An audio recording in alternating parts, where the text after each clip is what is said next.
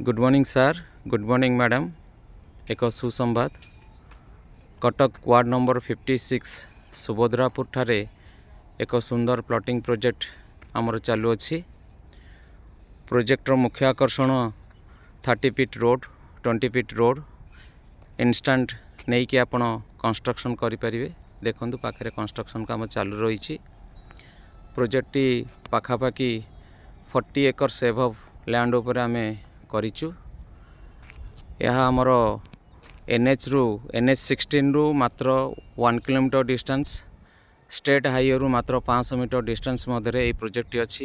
ये प्रोजेक्टर मुख्य आकर्षण होची यार चारिपट को रास्ता अच्छी, वेंटिलेशन पाई बहुत भल, कमजी फील करें इन फ्यूचर रे। 30 फीट आमे मुख्य रास्ता देइछु।